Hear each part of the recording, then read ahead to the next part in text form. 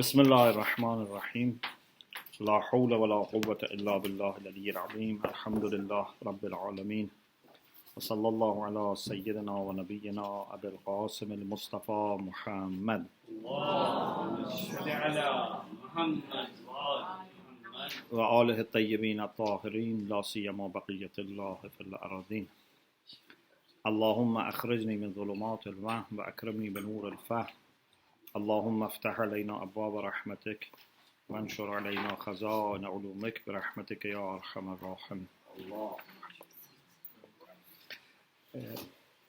In the last session, we started a chapter on obstacles for shukr. What are the things that stop us being grateful?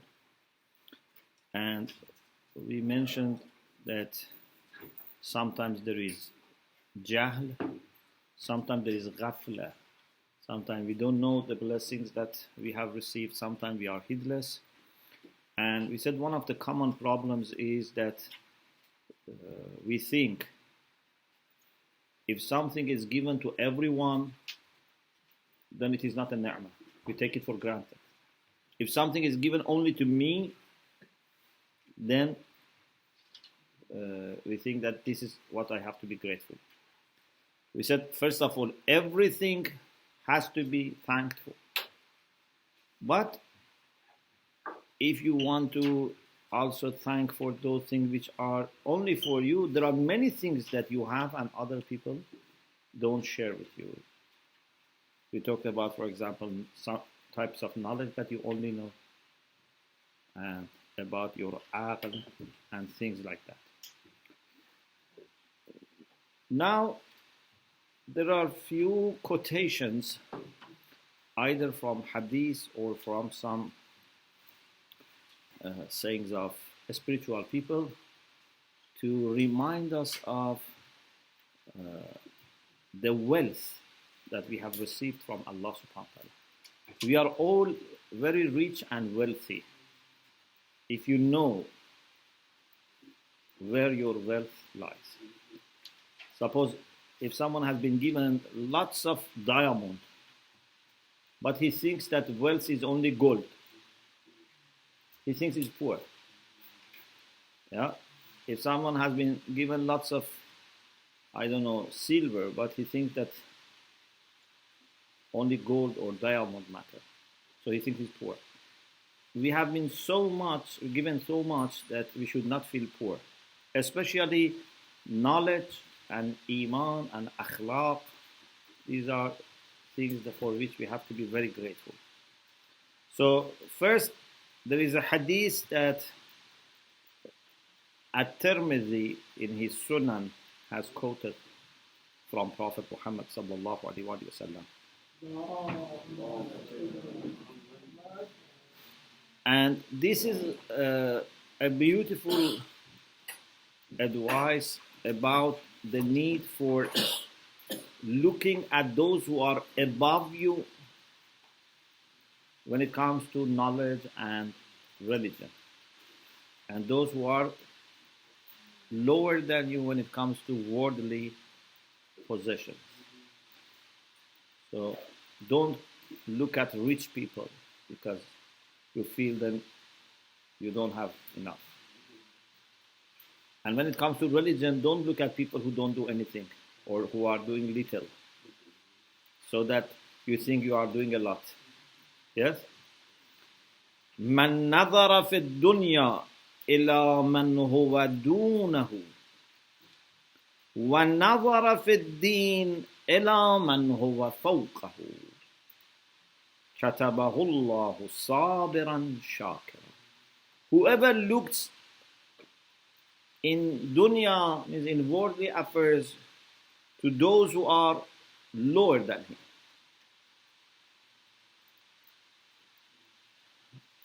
For example, you have a middle-sized house. Look at those who have very small house. You have a small house. Look at those who have rented house. You have rented house. Look at people who have rented and cannot pay the rent. Or look at people who are homeless. Yes? So always look at so many people who are under your condition. But وَنَظَرَ فِي الدِّينِ, he looks in religion, in faith, إِلَى مَنْ هُوَ فَوْقَهُ, to those who are above. Allah would register this person as sabir, patient, and shakir, and grateful. Of course, when Allah writes them as registered as patient and shakir, it's because these lead to that. These looking at people who are above you in religion and people who are lower than you in dunya would lead to become patient and grateful. وَمَنْ نَظَرَ فِي الدُّنْيَا إِلَى مَنْ هُوَ فَوْقَهُ. But if you do the opposite, most of people do the opposite. When it comes to dunya, they always look at people who are above them. When it comes to deen and akhirah, they look at people who are lower than them. For example, someone who does Salatul Jama'ah, instead of looking at the people who do Salatul Jama'ah and Nawafil, they say, look, not many people come to Masjid for Salatul Jama'ah. They look at people who are lower than them. Those who come to Hawza, they don't look at people who come to Hawza and do Mubahasa. They look at those who don't come to Hawza. Yes? So they will always go down. Just today or last night, early morning, I was reading what Ayatollah Shobairi Zanjani had said.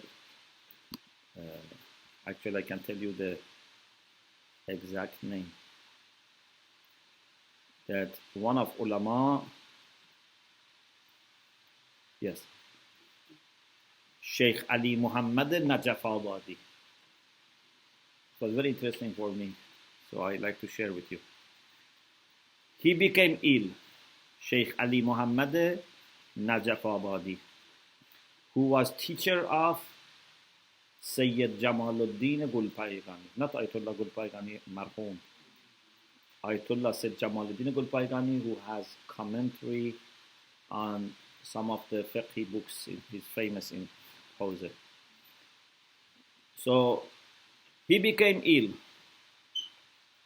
and Ayatollah Sayyid Abul Qasim Lawasani goes to visit him. Sheikh Ali Muhammad tells him that I am not going to finish today. These are my last hours. But I have heard Akhund Khurasani has written Kifayatul Usul. In time of Akhund Khurasani. Kifayatul Usul is the last book on Usul in Sath. So after that starts that's a Kharij. So he says, this is my last day, but I have heard Akhund Khurasani has written this book. Please tell me some of what he has written in this book so that before I die, I hear that. Then Ayatollah Lawasani tells him something about Kifaya and he dies. So this is what me and you have to consider and compare ourselves to that. Not compare to someone who doesn't study that much. These are our role models. So, if you look at people who are higher in dunya and lower in deen, لم يكتبه الله صابرا ولا شاكرا. Allah would not register him as patient and grateful. It means that it's impossible to become patient and grateful. It's not that he is sabir, but Allah doesn't write him and register him as sabir. It means that he cannot become sabir and shakir.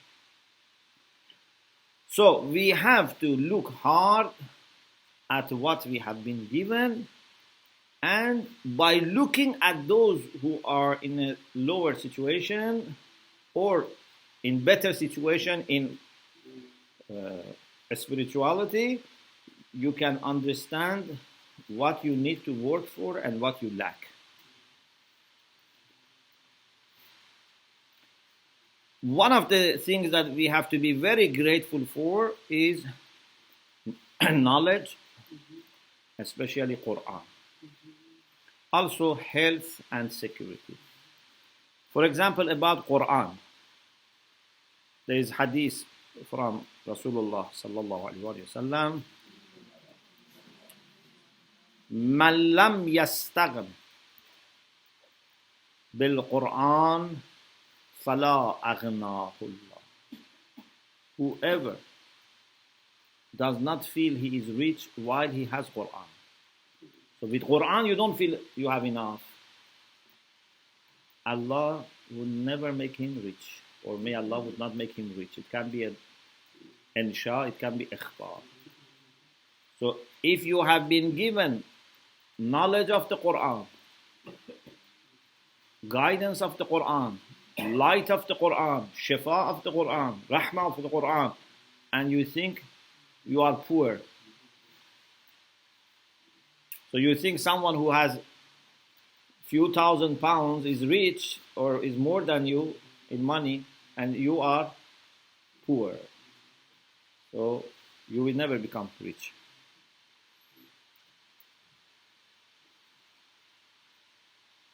Or in another hadith, إن القرآن هو الغنى الذي لا غنى بعده ولا فقر معه. Quran is the rich that after that there is no poverty.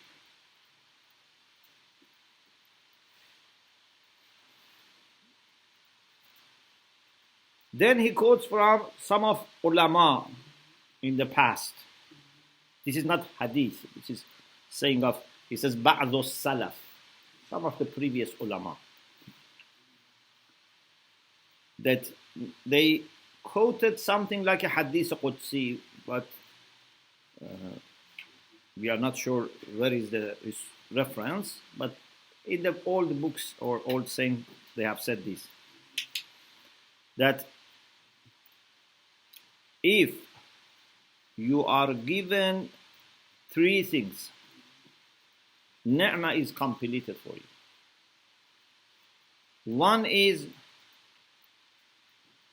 that you don't need to go to a king to ask for something. King, of course, can be someone who stands for power. It can be king, it can be ruler, it can be governor, it can be head of a state. So if you don't need to go to a king or to someone who has power and to ask or beg for help. And if you don't need to go to a physician, ask for treatment. And if you don't need what is in hand of your brothers, so you don't need to ask other people for help. If you have been given these three blessings, you have your life without need of asking people who have power to help you. You have your health without asking doctors to help. And you have enough so that you don't need to go and request people to help you. Ni'mah is completed. Anything above this you have is extra.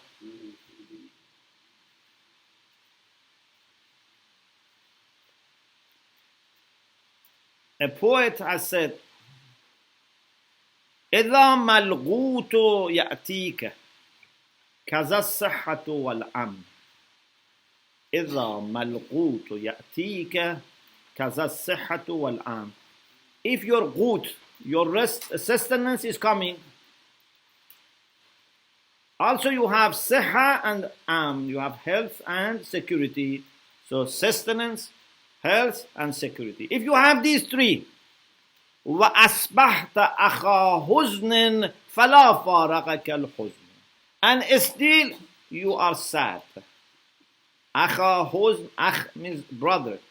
If you are brother of sadness, means if you are sad, فَلَا فَارَقَكَ الْحُزْنُ. Huzn would never leave you, or may huzn never leave you. It can be ikhbar or insha.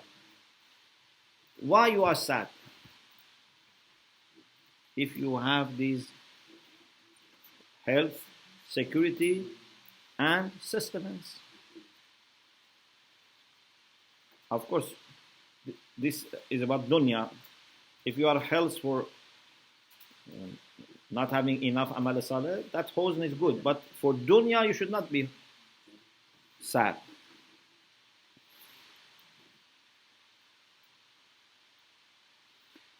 He says, unfortunately, you see people, even he says, all of them.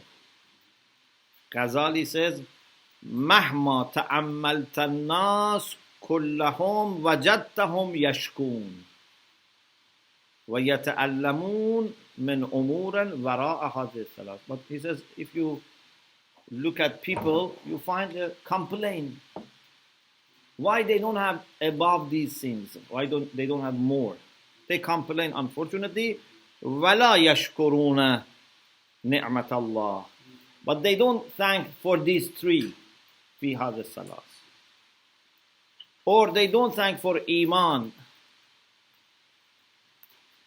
But the one who is basir, the one who is insightful, should not be happy unless he has ma'rifah, knowledge, yaqeen, certainty, iman, faith. If you have these three, you should be happy. If you have lots of dunya, you can thank for them, but never be satisfied with just dunya. And don't ask for more dunya. Ask for iman, for yaqeen, for ma'rifah. He says, نَعْلَمُ مِنَ الْعُلَمَاءِ. He says, we know about ulama. So true ulama are like this. لَوْ سُلِّمَ. Man law sullama. He says, among ulama we know people that if whatever kings of the earth have, from east to the west, from money and helpers, are given to them, and they are told, give your knowledge to us, we give you whatever the kings of the world all together have. He says, we know some ulama who would not accept that. Not only even that. If you say, we give you all and take a fraction of your knowledge, they don't accept. This is the sign of true alim. Someone who is not alim, as soon as they find a well-paid job, they leave the hawza. They leave the teaching. They leave member or whatever. But if this true alim would never replace this with some money.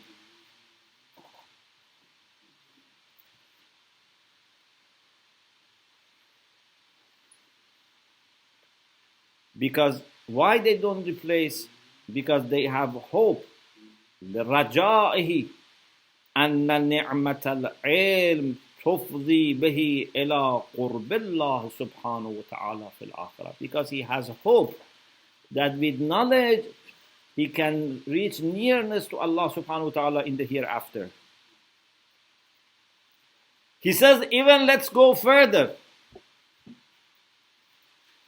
بل لو قيل له, even if we say to true ulama, لك في الآخرة ما ترجوه بكماله. Whatever you want for akhirah, nearness, everything, we will guarantee that you would not lose it. Okay? Just leave ilm aside and get busy in dunya. They wouldn't accept. Because they say, we get such a pleasure even in dunya. Such a lazza, such a pleasure in dunya through learning and teaching and writing and discussing. You want to give me ni'mah from dunya, all the ni'mah of dunya first are low, and second, always mixed with pain. There is no pure lazza in dunya. We discussed this before. Anything in dunya is mixed with some pain. There is no perfect pleasure. Even eating, drinking, whatever. There is mixture. لو قيل له لك في الآخرة ما ترجوه بكماله. Whatever you want, perfectly, we give it to you in akhirah. بكماله, without reducing that. فخذ هذه اللذات في الدنيا. Just take these pleasures in dunya, not instead of akhirah. No, akhirah is for you. بدلا عن التذاذك بالعلم في الدنيا. Instead of getting pleasure of knowledge in dunya, will not accept. When you read a book, you understand new things. When you a question about aqaid, a question about akhlaq, a question about your relation with Allah is solved for you. That lezza can be changed with the lezza of eating, drinking, traveling. Cannot be replaced with that. Why he is not happy to replace this lazza with that lazza? Because he knows أن لذة العلم دائمة لا تنقطع. First of all, pleasure of knowledge continues, never stops. You know, you suppose you want to enjoy a delicious food. Okay? Very delicious food. And even in order to enjoy longer, for whole day, you don't eat anything. Okay, tonight I want to go to a restaurant, for example, or somewhere, get a good food. You don't eat. But how much are you going to enjoy? 15 minutes, 20 minutes, half an hour. Sometimes just they bring a starter, and by eating a starter, your appetite is gone. And you start, suffering, I ordered this much food, and I didn't enjoy it. So you have to take home, then put it in the fridge, and it got cold, and no taste. So, this is that much you can enjoy. Even if you few hours keep fasting. And you go to restaurant, maximum 15 minutes, 20 minutes. And you have this experience. If you have ordered the most delicious food, after you are full, you don't want even to look at it, You don't want to eat.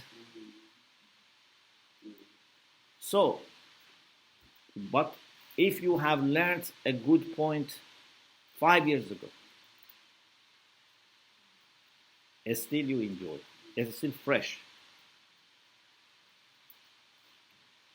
So, لذة العلم دائمة لا تنقطع. لعلمه بأن لذة العلم دائمة لا تنقطع. Is permanent, does not stop. ثابتة, and also is preserved. What is the difference between دائمة and ثابتة? دائمة means does not stop. ثابتة means لا تسرق ولا تغصب. No one can steal. If you have food, someone can come and take it away. But if you have a good, car, carpet, computer, watch, it can be robbed. وَلَا تُنَافَسُ فِيهَا. Knowledge also is something that no one can compete, in the sense that to take yours. In dunya there is a job. One person applies and get it. Thousands of people apply and don't get it. Yeah, there is competition and only some can get it. Not everyone can get it. But a teacher teaches, thousands of people can get it. No one is going to become a barrier for others. Indeed, they encourage each other. Yeah, there is no bad competition in the sense that one can take, the rest cannot take. Yes, there is competition in who can take more. That is positive competition. وأنها صافية لا كدورة فيها. The pleasure of knowledge is pure. There is no impurity in it. No pain, no illness. If you have diabetes, knowledge is good for you. If you have cholesterol, knowledge is good for you. If you have heart disease, every problem that you have, knowledge is good for you. The only thing that maybe some people have knowledge not good for them is laziness.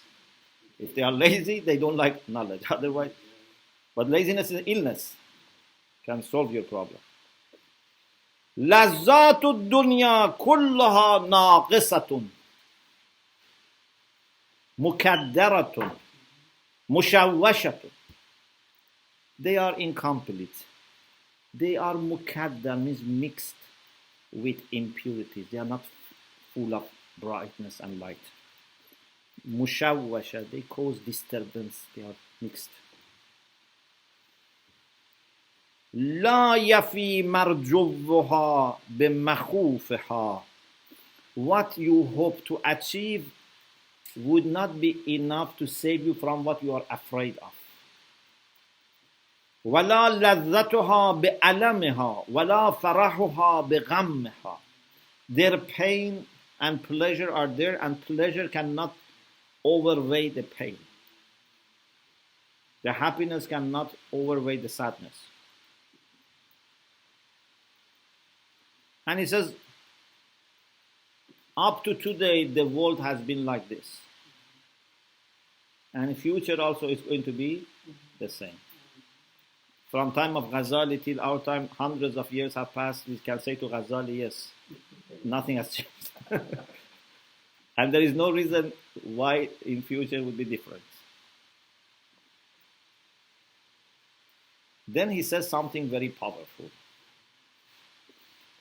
I hope this is taken in a positive way. He says, ما خلقت لذات الدنيا إلا لتجلب بها العقول الناقصة. These pleasures of dunya are not made except to attract those whose aql is not very strong. You know, we need to run this dunya. If you tell people, you know, we need to run this dunya and, you know, we need, I don't want to mention any job, so I cannot give examples. But there are many jobs that it is only because of money and some worldly pleasure people are doing. They are not doing out of sense of responsibility or say this is wajib taklif, you know, kifai, and you know this is my taklif. It's just because of money. Yeah? So almost 90% or maybe 99% of the work of dunya are taken care of by people who are just interested in money and this type of pleasure. So in order to keep them excited and make this wheel roll, these pleasures are created. Okay? It's like, for example, one example that also some people say, you know, in the past, they used to have public baths. Still in some places are, but sometimes for tourism. But in the past, they had public baths. And then what they had a place that they had to put lots of wood or coal to make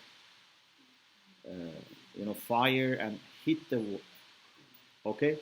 And sometimes they had to go to that, very smoked and, dark place. In Farsi, we call it Toon. Toon Hammam. Toon is that place that it's, where fire is set up. It's very smoked, and, if you go there, all your body becomes covered by smoke. Okay? It's very difficult, very, hard work. If we were going to tell people, for the sake of Allah, every day some of you go and, do this, you would hardly find volunteers. But we say, we give you, every hour this much money. They stand in queue. They fight over it. So many of these works are like this. We say, in the middle of night, you have to go and bake bread for people. For example, in Iran, we have Sangak. Normally, Sangak, they start before Fajr. How many people are happy to go there for the sake of helping people? Not many. There are some, but not many. But if you say money, okay, they go and they're happy. So, these worldly pleasures are for what? For encouraging people whose rationality is not enough to motivate them. Sometimes it helps rationality, sometimes it replaces rationality. It helps when your rationality is not enough, needs some push. No? For example, some people love to teach, but it helps them if you pay them. They love to teach. It's not the only, money is not the only, but they need some push. Maybe some talabi, for example, love to go for tabligh, but if there is hadiyah, it can encourage them. This is what we call mutammimul illa. Mutammimul illa. I maybe told you this story. It's a very funny but moving story. That one person went to a village to give lecture for Muharram or months of Ramadan, and at the end they didn't give him anything. When he was leaving them, he said, if you were not going to give me anything, you should have told me at the beginning, so that I make niyyah of qurba ilallah. I didn't make qurba of ilallah because I thought you are giving me something. Now I have lost dunya and akhirah. So, this is sad that we just do something for getting money, or even 50-50 in the sense that it's not that only for money, because if it was just for money, I could have, done other things. But my religious motivation is not enough. It's 50-50. This is also a problem. 80-20, 90-10 is problem. If, even without money, you were going to do, and still you take money, that's good. But if money is mutammimul illa, even if it is 1%, it's a problem. Like for example, a child doesn't say prayer, although likes to say the prayer, but is lazy. It helps if father gives him some money. Even if this money is 1% influential, it means that he has not said prayer for the sake of Allah. Yeah? Even some ulama, if you read, for example, they say, if someone goes to masjid to say prayer, because he wants to say his prayer, and also because masjid is warm, outside is cold, this is a problem. If it is juz'ul illa, in the sense that if it was also warm outside, he would not go inside. It's a problem. But if you go anyway, but now it's warmer, it's a bonus, it's okay. But if this is completing your motivation, that's a problem. So, this is a big, thing that we have to work on it. He says, ما خلقت لذات الدنيا إلا لتجلب بها العقول الناقصة وتخدع. Except that those who are incomplete, those incomplete intellects would be deceived. They would be attracted and deceived. When they are attracted and deceived, then dunya starts running away from them. First brings them, and then حتى إذا انخدعت وتقيدت بها, when he's deceived and now is engaged with this, أبت عليها واستعصت, then now puts conditions and runs away. كالمرأة الجميلة ظاهرها, like a beautiful woman. تتزين للشاب, there is a young man who is غني, is rich, and there is a beautiful woman. On top of being beautiful, تتزين, also beautifies herself, because there is a rich young man, shows herself to that young man. When that young man looks once at this woman and falls in love, that woman runs away. Now this man has to go after her. She comes once to you to deceive you. Then now you have to go after her. Now she puts conditions. So if this man was aqil and intelligent, would not have made that one glance at her. That little pleasure means for whole life now has to serve her. Yes? So dunya is like this, that shows some pleasure to you, you fall in love, then you are never satisfied.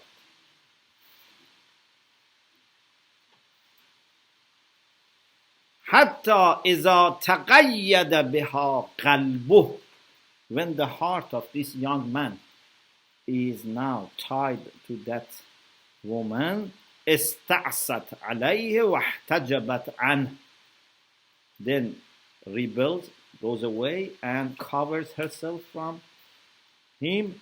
فلا يزال معها في عناء دائم, he is always in pain now. Why? كل ذلك لاغتراره بلذة النظر إليها في لحظة. All it's because he wanted to enjoy looking at that woman for one moment. That one moment then it remained a problem for his life. وَلَوْ أَقِلَ, if he was aqil, وَقَذَّ الْبَصَرِ, and brought his eyes down, وَاسْتَهَانَ بِتِلْكَ اللَّذَّةِ, and would not have taken that lazza, had underestimated that lazza, didn't pay attention to that lazza, سَلِمَ جَمِيعَ عُمْرِهِ, all his life he was okay. فهكذا وقوع أرباب الدنيا في شباك الدنيا وحبائلها. This was an example, but people of dunya are like this, falling in the net, which is like a trap. Dunya has spread a net, and if you get one piece of dunya, then you can get trapped. This is what we have to be very careful. So he says, it should not be then thought that those who don't go to dunya, they have also pain. this pain is not comparable to that pain. If you don't go towards dunya, you have very a small pain. Maybe actually it's not pain. You don't have that little pleasure. But even if it is pain, still you have not been trapped for all your life by dunya. And then he quotes this ayah, which is about comparison between mu'mineen and the pagans who were fighting them. Allah subhanahu wa ta'ala says, you have pain, they also have pain. Yes? When there was a battle, they had pain, mu'mineen also had pain. But this pain and that pain are very much different. First of all, their pain, of course, ayah maybe doesn't mention this side, so I don't want to say this ayah, but as a kind of interpretation. Their pain is about losing dunya. Your pain is also the same, like, for example, you lose your health, you lose your life, for example, your body is injured. But for you, your body, your life in dunya is a small part of your life. Sometimes we don't understand this. People of dunya, they have only dunya. And when they are losing dunya, they are losing everything. People of akhirah, they also have involvement in dunya. But when you are losing dunya, you are not losing everything. Another thing, secondly, which is also mentioned in the Quran, is that you have hope in something that they don't have hope. You have also akhirah. تَرْجُونَ مِنَ اللَّهِ مَا لَا يَرْجُونَ. So, they have only dunya and they are losing all of it. You are losing only part of your possession. So it's not that you have only pain. They also have pain. Actually, their pain is more. Plus, you have expectation of something greater. So, then he says, you may ask a question that what is the solution for making heedless hearts aware of the blessings of Allah? Inshallah, we address this in the next session. At the end, I would like to again say that we are not underestimating dunya or people who work in dunya, but we are saying that if your aim in activities in dunya is just to gain from dunya, this is too little. Your aim in your activities in dunya must be something beyond dunya. Unfortunately, most of people, maybe including us, we are working for the sake of dunya.